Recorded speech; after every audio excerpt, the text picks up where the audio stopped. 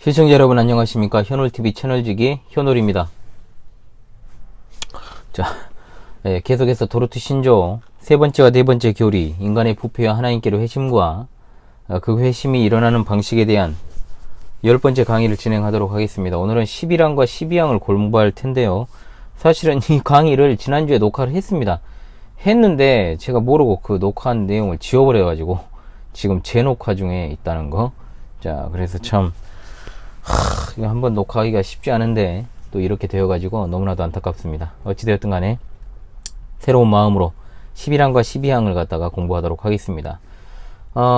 도르트 신조 11항, 그러니까 세네 번째 교리의 11항 같은 경우에는 그야말로 칼빈주의 5대 교리의 네 번째 교리인 불가항력적 은혜, 일명 불가항력적 은혜를 그대로 보여주는 항목이라고 볼 수 있겠습니다. 그래서 11항은 하나님께서 회심을 일으키시는 방법에 관한 것인데 그 요지를 세 가지로 정리를 하도록 하겠습니다. 첫째로 하나님께서는 복음이 외적으로 그들에게 설교되도록 보살피시고 성령으로 그들의 총명을 밝히셔서 그들이 하나님의 성령의 일을 바르게 이해하고 분별하게 하십니다. 라는 것이고, 두 번째, 중생하게 하시는 그 영의 유효한 역사로 하나님께서는 사람의 가장 깊은 속까지 침투하여 다친 마음을 여시고 굳어진 마음을 부드럽게 하시고 할례 받지 못한 마음에 할례를 베푸십니다. 라는 것이며, 세 번째, 새로운 자질을 주입하셔서 죽어있던 의지를 살아있게, 악하던 의지를 선하게, 꺼려하던 의지를 자원하게,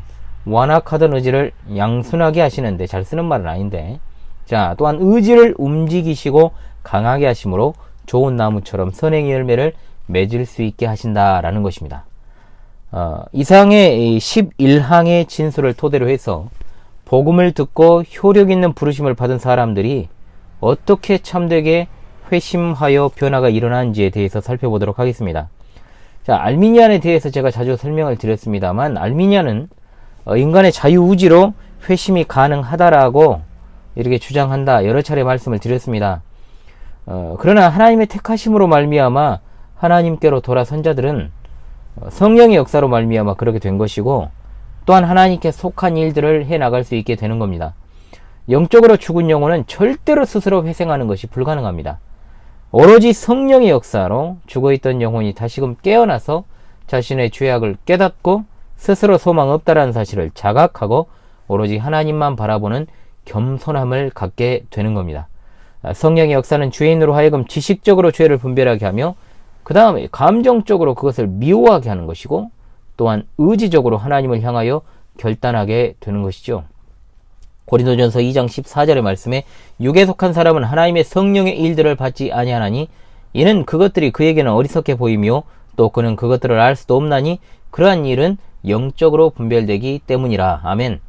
육에 속한 자연인은 육에 속한 열매를 맺으며 살아가지만 성령에 속한 사람은 성령의 열매를 맺으며 살아간다라는 것이 바로 핵심입니다. 갈라디아 3장 22절로 23절에 오직 성령의 열매는 사랑과 희락과 화평과 오래 참음과 자비와 양성과 충성과 온유와 절제니 이 같은 것을 금지할 법이 없느니라. 아멘. 자, 이와 같은 성령의 열매를 인간 스스로 자신의 자유의지로 맺는 일은 가능하지 않죠. 날파리가 들어갔나?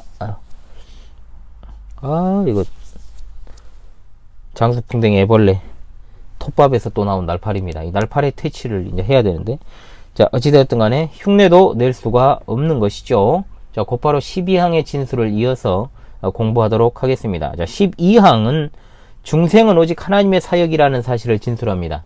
자, 길지만 세 가지로 제가 정리를 하겠습니다. 자, 첫 번째, 중생은 하나님께서 우리의 도움 없이 우리 안에서 행하시는 것이다. 그렇죠? 두 번째, 중생은 초자연적인 일이고 가장 강력하고 동시에 가장 기쁘며 기이하며 신비하며 말로 다 표현할 수 없는 사역이다. 세 번째, 하나님께서 그 안에 역사하신 사람은 분명하게 틀림없이 효과적으로 중생하며 실제로 믿는다. 이런 측면에서 사람이 자신이 받은 은혜로 인해 믿고 회개한다라고 말하는 것은 옳다라고 하였습니다. 자, 중생이란 말은 하나님께서 죄인에게 새로운 영적 생명을 주시는 하나님의 전적인 행위이고 성령의 신비로운 사역이며 이것을 성령의 영적인 수술이다 라고 부를 수 있죠. 새 생명의 원리가 심어져서 영혼의 내적인 성향이 변화되어서 성화되어 가는 것을 의미합니다. 자, 그래서 중생을 가리켜서 새 창조라고 부르고, 또 죽은 자로부터 일어난다라고 하는 것이며, 살리는 것이고, 다시 태어나는 것이며, 위로부터 나는 것이다 라고 정의할 수 있습니다. 말씀으로 세상을 창조하신 하나님께서 말씀으로 죄인을 새롭게 창조하십니다. 그래서 성경은 중생한 사람은 새로운 피조물이라고 부르고, 따라서 새롭게 피조되었다라고 하는 중생이니 전혀 삶에 있어 변화가 없다면 실제로 중생을 의심해 볼 필요가 있고 거짓일 가능성이 높다라고 밖에 볼 수 없습니다. 자, 그런데 알미니아는 뭐라고 말합니까? 이러한 하나님의 전적인 행위의 역사인 중생의 은혜를 거절할 수 있다 말을 해요. 자, 하나님의 이 전적인 사역이라는 것인데, 자, 거절할 수 있다는 것이죠. 그래서 성령의 역사로 말미암아 주어지는 은혜를 우리가 불가항력적 은혜라고 부릅니다. 그러나 알미니안이 말하는 인간과는 어떻습니까? 여전히 자신의 의지가 살아있기 때문에 자신이 중생의 은혜를 선택하거나 거절할 수 있다고 말하는 거예요. 그런데 여러분, 불가항력적 은혜라는 말을 잘 이해를 해야 됩니다. 이것이 뭐 사람들이 자신이 받기 싫어도 억지로 받을 수밖에 없는 것을 뜻하는 게 아니에요. 새롭게 창조됨의 은혜라는 것은 강제나 억지가 아닌 그리스도께로 기꺼이 자유롭게 나오는 것으로부터 출발하는 겁니다. 절대로 질질 끌려가듯이 그렇게 하시는 것이 아니라는 거죠. 우리나라 최고의 조직신학자이셨던 조성만 박사님이 중생에 대해 어떻게 정의했는지를 한번 보십시오. 중생은 하나의 기적이다. 하나님께서 빛이 있으라 하심에 빛이 있으니라고 하는 말씀과 같이 순수한 기적이다. 중생은 하나님의 창조의 역사와 같이 초자연적 사건이라 할 수 있다. 개혁파 교회는 기적과 특별 계시는 사도들의 죽음과 동시에 정지되어 있다고 주장하지만 은사 중지론이라 불리우죠. 개별적으로 선택받은 신자의 심령이 거듭나게 되는 사실은 기적으로 인정되고 있다. 그렇습니다. 우리 개혁파가 말하는 은사 중지론이라는 것은 기적이 없다는 말이 아닙니다. 중생 자체가 기적이라는 것이죠.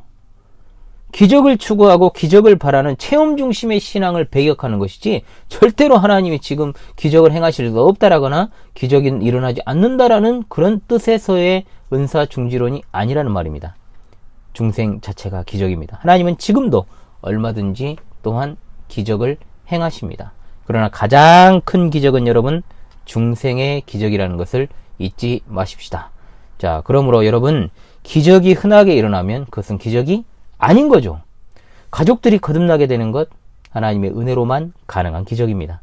기적을 바라며 살아가는 우리가 그 기적이 쉽게 일어날 것으로 생각해서는 당연히 안 되는 겁니다. 진정으로 기적을 바란다는 의미가 무엇인지를 생각하면서 저도 오늘도 내일도 모레도 아직도 돌아오지 못하고 있는 지상의 가족들, 또 제게 저의 사랑하는 조카들도 있습니다. 그들도 아직 돌아오지 못한 이들이 있습니다. 그들을 기다릴 뿐입니다. 진정으로 기적을 바라며 그들에게 권면하고 그들을 위하여 기도하며 복음 전도에 힘쓰는 저와 여러분 다 될 수 있기를 간절히 바랍니다. 이번 시간도 여러분 수고 많으셨습니다. 다음 시간에 13항 또는 14항까지 할 수 있으면 하겠습니다. 자, 시간으로 찾아오도록 하겠습니다. 수고하셨습니다.